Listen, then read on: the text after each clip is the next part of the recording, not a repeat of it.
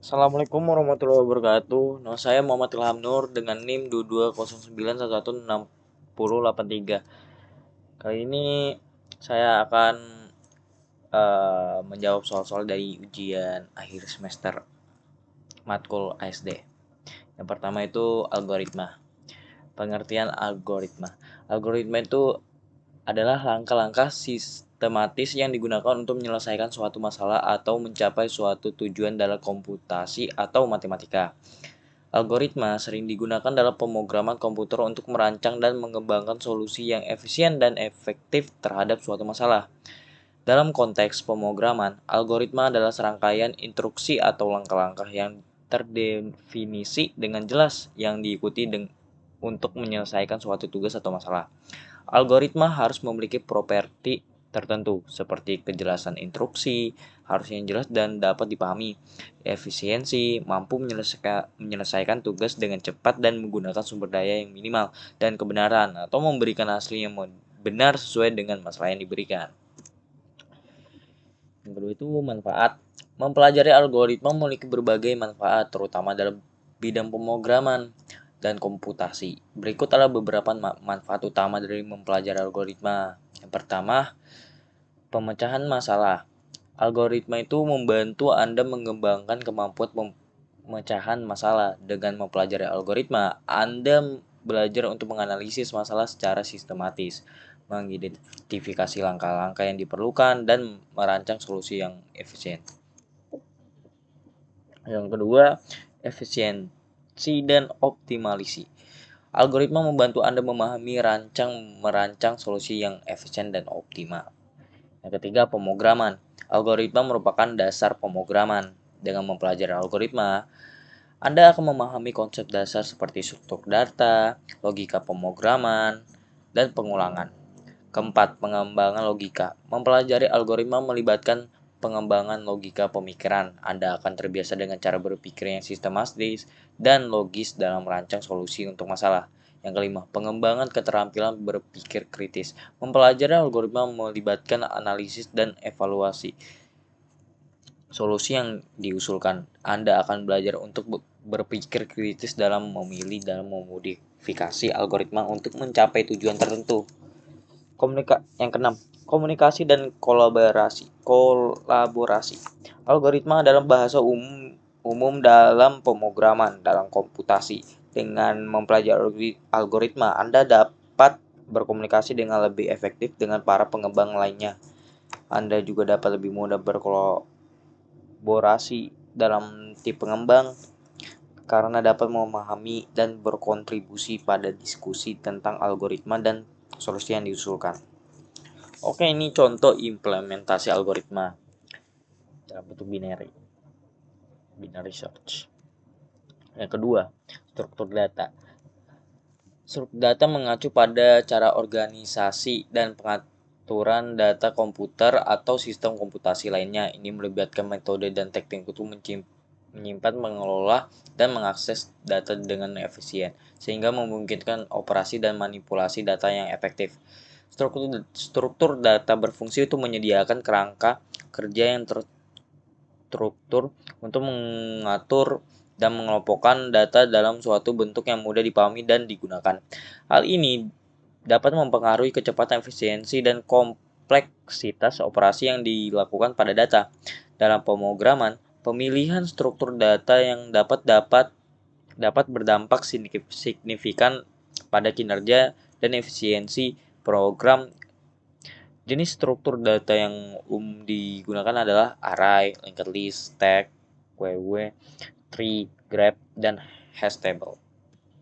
Manfaatnya itu yang pertama, efisiensi. Pemahaman tentang berbagai jenis struktur data memungkinkan Anda memilih struktur data yang paling efisien untuk menyimpan dan mengelola data dalam program Anda. Dengan menggunakan struktur data yang tepat, Anda dapat meningkatkan kinerja program, mengurangi penggunaan memori, dan mengoptimalkan waktu eksekusi. Yang kedua, pemecahan masalah yang efektif. Struktur data adalah alat yang penting dalam memecahkan masalah secara efektif. Dalam pemrograman, Anda akan sering dihadapkan pada masalah yang melibatkan penyimpanan dan manipulasi data. Yang ketiga, pengorganisasian data yang terstruktur. Struktur data membantu pengorganisasikan data dalam format yang terstruktur yang memudahkan pengaksesan dan manipulasi data. Yang keempat, pengembangan dan pemeliharaan kode yang lebih mudah. Dengan menggunakan struktur data yang tepat, Anda dapat mengembangkan kode yang lebih terstruktur dan mudah dipahami. Yang kelima, reusabilitas. Pemahaman tentang struktur data memungkinkan Anda yang mengembangkan komponen-komponen reusable yang dapat digunakan kembali dalam berbagai proyek. Yang keenam, pengembangan algoritma yang efisien. Algoritma seringkali berinteraksi dengan struktur data. Dengan pemahaman yang baik tentang struktur data, Anda dapat mengembangkan algoritma yang efisien dan sesuai dengan kebutuhan. Yang ketujuh, pemahaman konsep pemrograman yang lebih baik. Struktur data adalah salah satu konsep fundamental dalam pemrograman. Selanjutnya, contoh implementasi struktur data. Array menyimpan elemen data dengan tipe data yang sama. Mempertahankan beberapa nama variabel menggunakan satu nama. Array membantu menjaga data besar di bawah satu nama variabel. Ini contoh implementasi struktur data dari array. Yang ketiga, sequential selection dan looping. Pengertian. Secara umum, pengertian sequential. Secara umum, sekuensial mengacu pada sesuatu yang berurutan atau terjadi dalam urutan tertentu. Dalam konteks yang lebih khusus, terdapat beberapa definisi yang terkait dengan istilah sekuensial. Yang pertama, dalam ilmu komputer dan pemrograman, sekuensial itu mengacu pada eksekusi instruksi atau tindakan secara berurutan satu demi satu tanpa ada cabang atau paralelisme. Yang kedua, dalam matematika, sekuensial mengacu pada urutan bilangan yang ditempatkan dalam suatu urutan tertentu. Setiap elemen dalam urutan memiliki posisi khusus dan dilambangkan dengan indeks. Misalnya sebuah urutan bilangan 1, 2, 3, 4, dan seterusnya adalah sekuensial karena setiap bilangan di dalamnya berurutan dan memiliki indeks yang meningkat secara berurutan. Yang ketiga, dalam konteks cerita atau narasi, sekuensial merujuk pada rangkaian peristiwa yang diatur secara berurutan. Peristiwa-peristiwa ini terjadi satu demi satu yang diikuti oleh peristiwa berikutnya dan biasanya keterkaitan atau tergantungan memperkenalkan alur cerita. Jadi secara umum sekuensial berarti urutan atau peristiwa yang terjadi dalam suatu urutan tertentu, baik dalam konteks komputasi, matematika, atau narasi. Selanjutnya pengertian definisi selection.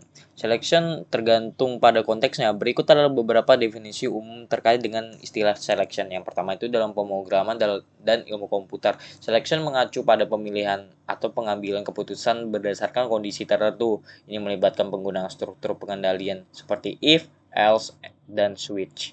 Untuk memilih cabang program yang akan dieksekusi berdasarkan kondisi yang diberikan dalam seleksi, 1. Atau beberapa blok instruksi hanya akan dieksekusi jika kondisi tertentu terpenuhi. Kedua, dalam statistik, selection merujuk pada proses memilih sampel dari populasi untuk melakukan analisis. Pengambilan sampel ini dapat dilakukan dengan berbagai metode, seperti sampel acak sederhana, sampel berstrata, atau sampel berkluster.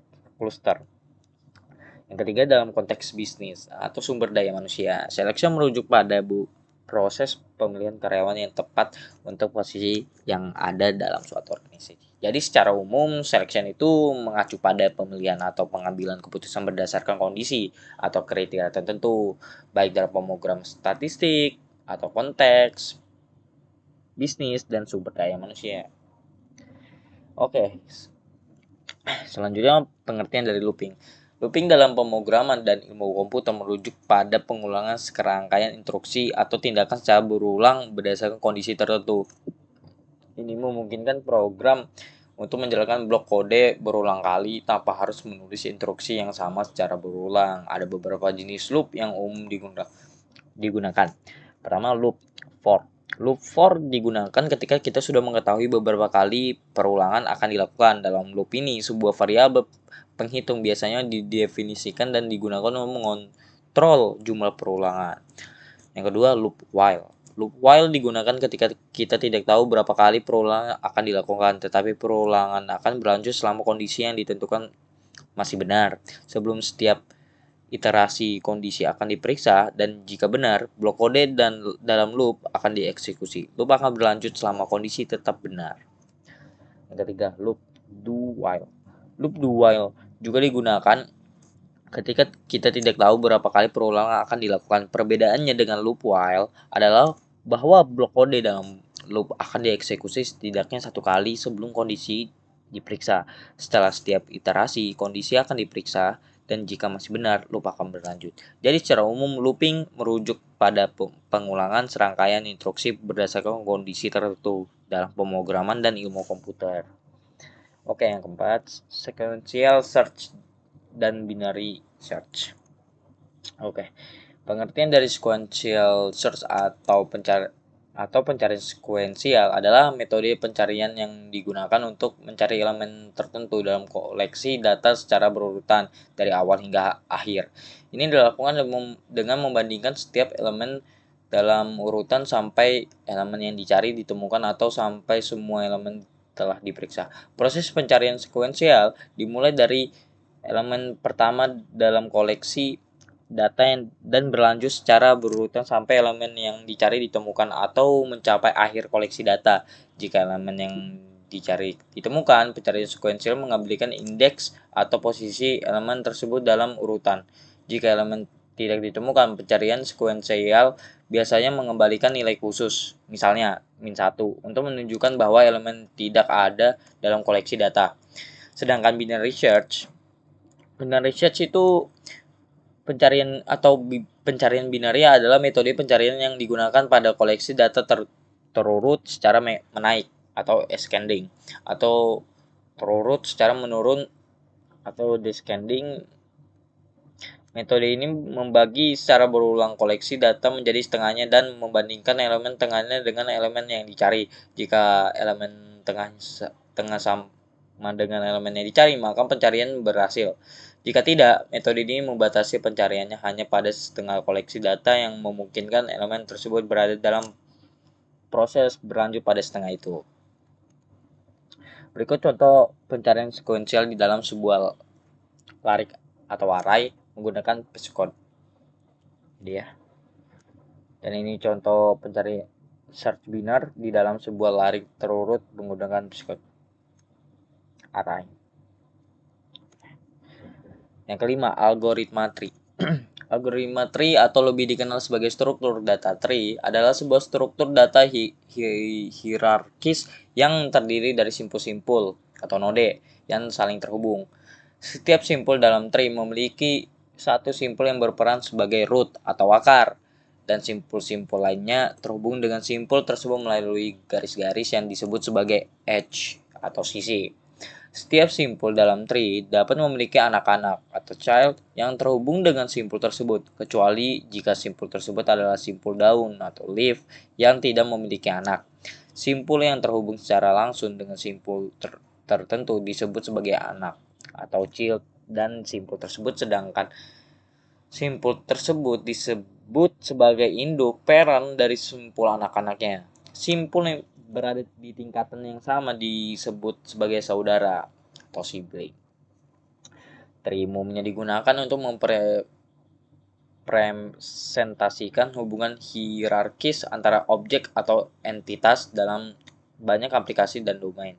Contoh penggunaan tree termasuk representasi struktur file pada sistem operasi, struktur data dalam pemrograman, hierarki organisasi, struktur keluarga, dan banyak lagi. Oke. Yang keenam, contoh dan cara kerja AVL tree. AVL tree adalah jenis struktur data pohon binar yang dirancang untuk mempertahankan keseimbangan. Nama AVL diambil dari inisial penemu struktur data ini, yaitu Adelson, Velsky, dan Landis. AVL tree memiliki sifat keseimbangan yang kuat, yaitu setiap simpul di pohon memiliki faktor keseimbangan yang mengukur perbedaan tinggi antara anak-anaknya.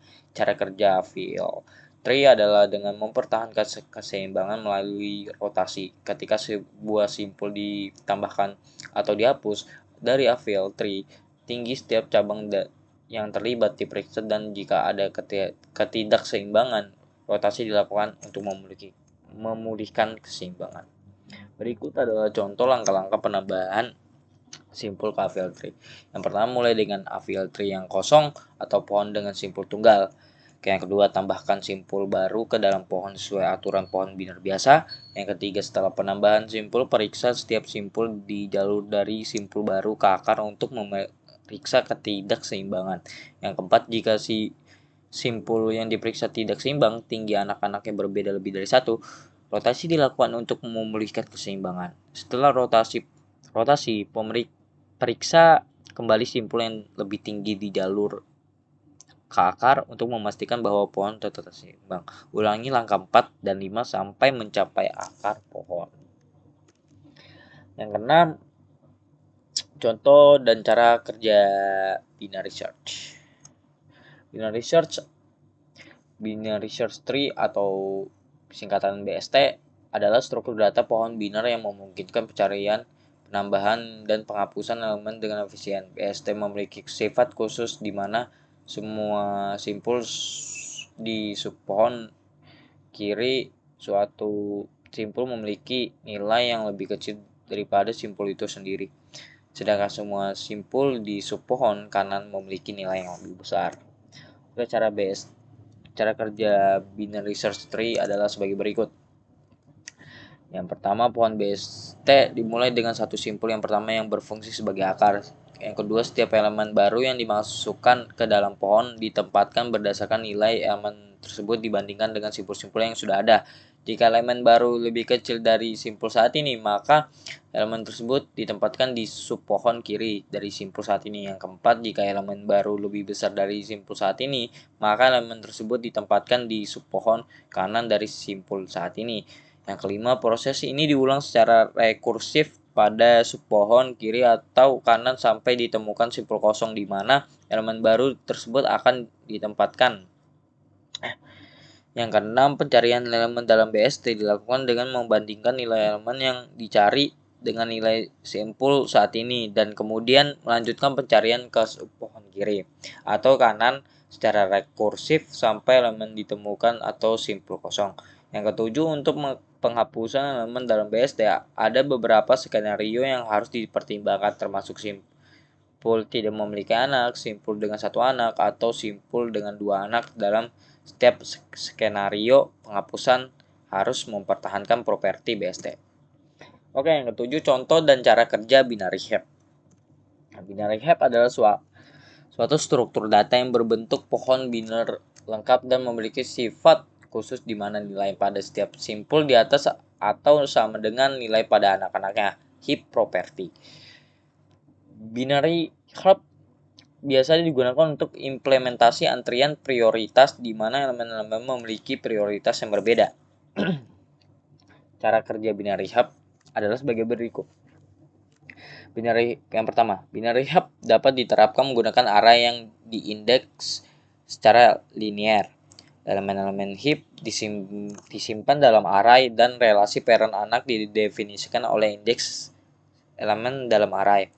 Dalam binary heap, elemen pada indeks ke-0 dianggap sebagai akar heap.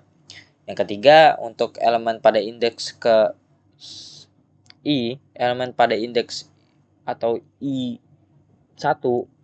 sampai 2 merupakan parentnya. Ini berarti untuk elemen pada indeks ke i, parentnya adalah elemen pada indeks i1 atau 2 dalam array. Keempat, untuk elemen pada indeks ke i, elemen pada indeks 2i plus 1 adalah anak kirinya, dan elemen pada indeks 2i plus 2 adalah anak kanannya. Yang kelima, heap property memastikan bahwa elemen di akar adalah elemen dengan prioritas tertinggi. Dalam binary heap, dua jenis umum yang sering digunakan adalah max heap, nilai terbesar berada di akar, dan min heap, nilai terkecil berada di akar. Yang ketujuh, operasi utama binary heap adalah penambahan elemen, insertion, dan penghapusan elemen dengan prioritas tertinggi. Extract max untuk max heap dan extract min untuk min heap. Oke, yang kedelapan, penambahan elemen dilakukan dengan menambahkan elemen baru di akhir array. Kemudian memastikan heap property dengan membandingkan elemen dengan parentnya dan melakukan pertukaran jika diperlukan. Proses ini disebut up heap PV atau heap PV up. Yang kesembilan, penghapusan elemen prioritas tertinggi dilakukan dengan mengganti elemen di akar dengan elemen terakhir dalam array. Kemudian memastikan heap property dengan membandingkan elemen dengan anak-anaknya dan melakukan pertukaran jika diperlukan. Proses ini disebut down heap PV atau heap PV down. Yang ke-10, setelah operasi penambahan atau penghapusan, binary heap harus dipulihkan agar tetap memenuhi heap property. Oke, itu saja dari saya.